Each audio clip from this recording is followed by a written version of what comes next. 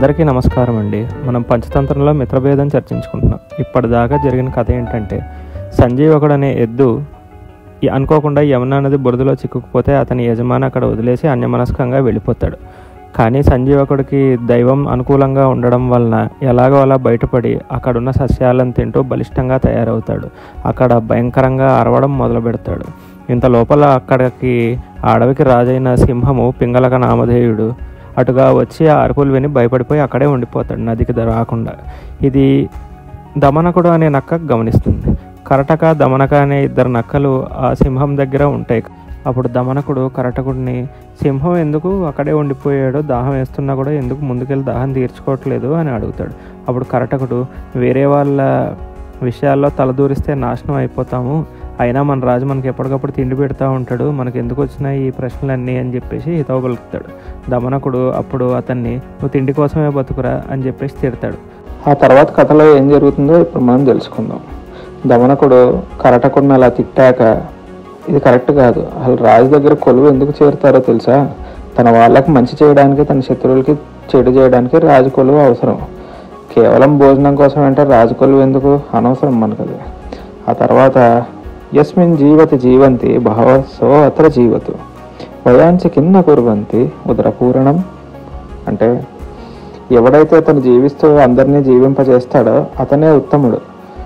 కేవలం కడుపు నింపుకోవడానికి అందరూ బతుకుతారు, పక్షులు కూడా అలాగే బతుకుతాయి. ఎవడైతే ఎవరి యందు కంపాషన్ లేకుండా పిస్నార్లాగా బతుకుతూ ఉంటాడో అతని జీవితం వ్యర్థం. అతడు తన అమ్మ యవ్వనాన్ని తన పుట్టుక ద్వారా డిస్ట్రాయ్ చేసేసినాడు. కానీ ఎవడైతే ప్రాస్పరస్గా ఉండి రాజకొలువులో అందరికీ సహాయపడుతూ ఉంటాడో వాడి జీవితం ధన్యం. ఇంకా రాజకొలువులో ఉండడం వల్ల అడిషనల్ అడ్వాంటేజ్ ఏంటంటే, మనం ఎంత చిన్న పోస్ట్లో ఉన్నా పలుకుబడి బాగా పెరిగిపోతుంది. రాజకొలువు లేకుంటే నీ దగ్గర ఎంత డబ్బు ఉన్నా సరే, ఏమున్నా సరే పలుకుబడి ఉండదు. అందుకే మిత్రమా, రాజకొలువు అనేది కేవలం ఉదరపూరణానికి కాదు, అది నీతో పాటు నీ పక్క వాళ్ళ లైఫ్ని కూడా బాగు చేయడానికి రాజకొలువు. కరటకుడు అప్పుడు, ఇప్పుడు ఏం చేద్దామంటావు అయితే అంటాడు. దమనకుడు, మన రాజు భయపడుతున్నాడు, ఆ భయానికి గల కారణం ఏంటో నేను తెలుసుకుని సంధి, విగ్రహ, యాన, ఆసన, సంశ్రయ, ద్వైదీభావ వ్యూహాలలో ఏదో ఒకటి ప్రయోగించి మన రాజు దగ్గర మెప్పు పొందుతాను. ఈ 6 వ్యూహాలు యుద్ధతంత్రాలండి. సంధి అంటే పీస్. 2 ఆపోజిట్ వైరి వర్గాలు రాజీ పడి ఒక ఒప్పందానికి రావడాన్ని సంధి అంటాం.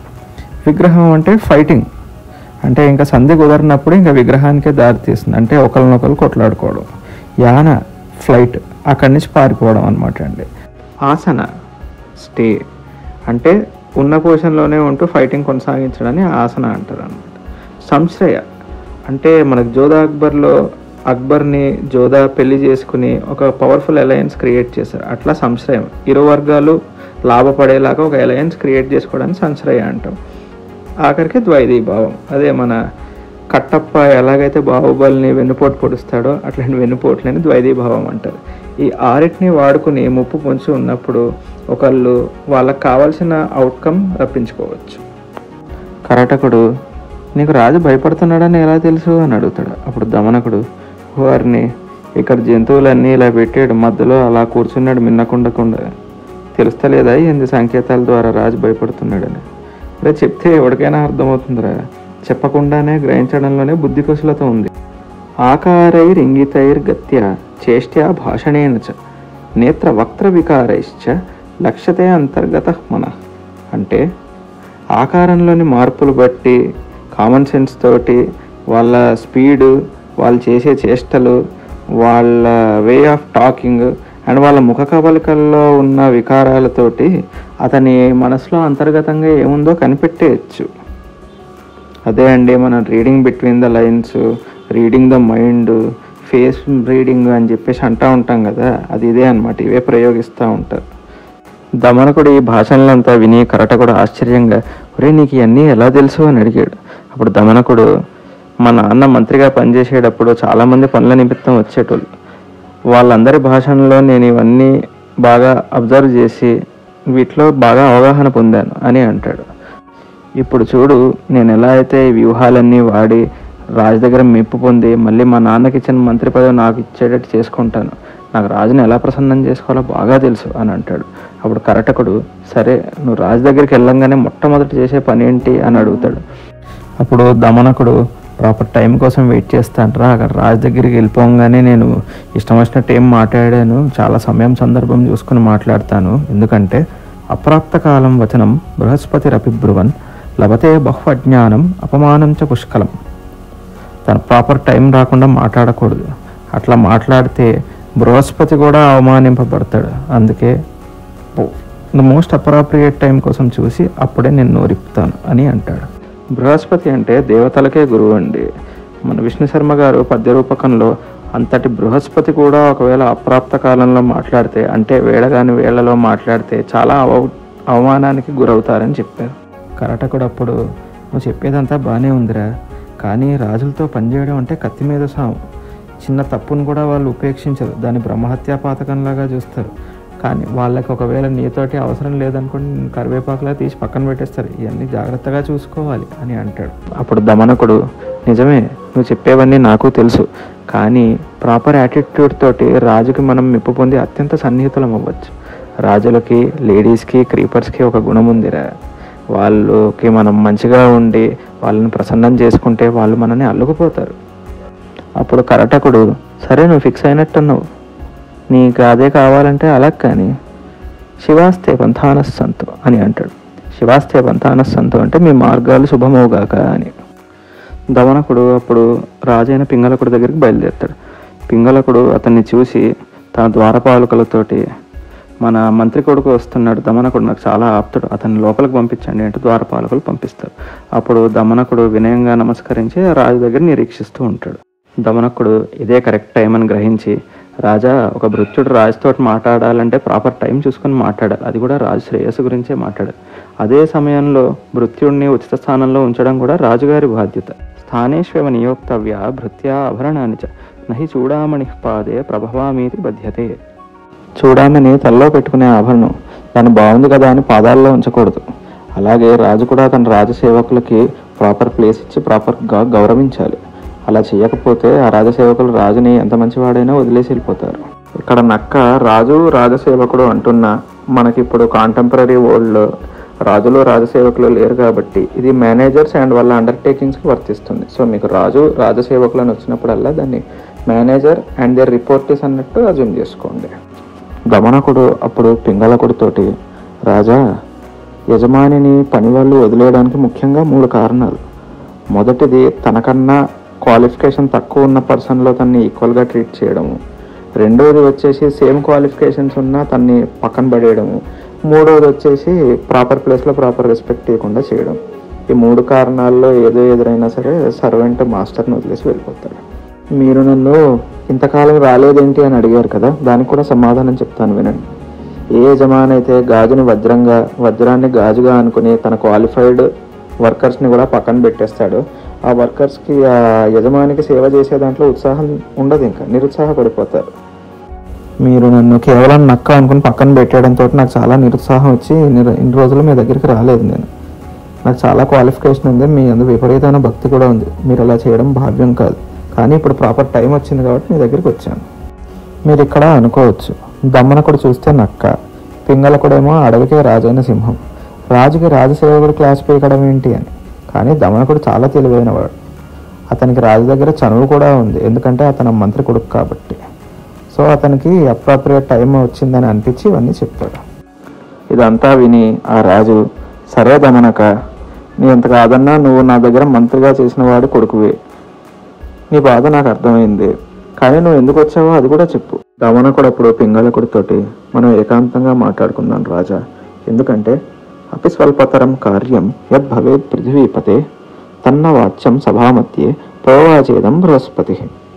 బృహస్పతి రాజకార్యాలేవి సభ మధ్యలో మాట్లాడుకోకూడదు, ఏకాంతంలోనే మాట్లాడాలి అని చెప్పాడు.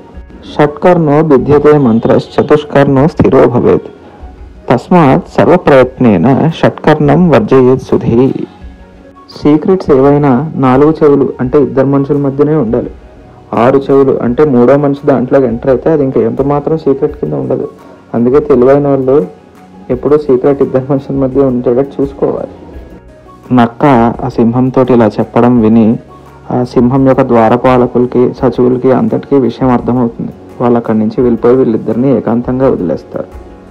అప్పుడు దమనకుడు రాజుని, అయ్యా మీరు దాహం తీర్చుకునేదానికి యమునా నదికి వచ్చారు, కానీ దానికి ఒడ్డుకి వెళ్ళట్లేదు, ఏంటి విషయం అని అడుగుతాడు.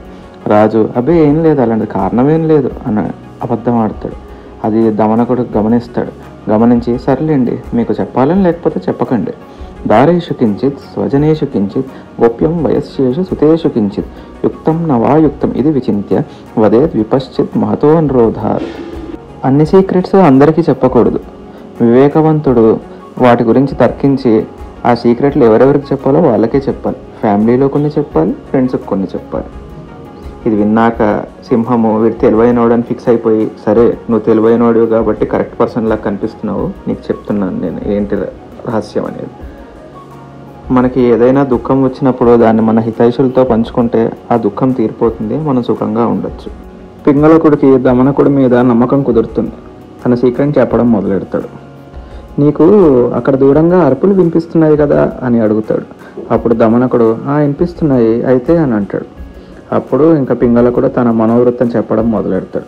నాకు ఈ అడవి నుంచి వెళ్ళిపోవాలని ఉంది, ఆ అరుపులు ఒక మహారాక్షసంలాగా అనిపిస్తున్నాయి, నన్ను చంపడానికే వచ్చింది అది, అందుకే వెళ్ళిపోదాం అనుకుంటున్నాను అని అంటాడు. అప్పుడు దమనకుడు, రాజా మీరు ఆ సౌండ్స్కి భయపడి వెళ్ళిపోతానడం సమంజసం కాదు, ఇది మీ తాతల నాటి అడవి, అప్పటి నుంచి వస్తున్న సామ్రాజ్యం, మీరు దీన్ని వదలకూడదు. ఆ ధ్వనులు ఎక్కడి నుంచి వస్తున్నాయో కూడా మనకు తెలియదు, మనం తెలుసుకుందాం. మీరు ధైర్యంగా ఉండండి, భయపడమాకండి. ధైర్యం ఉంటే సృష్టికర్తకు కూడా భయపడాల్సిన అవసరం లేదు.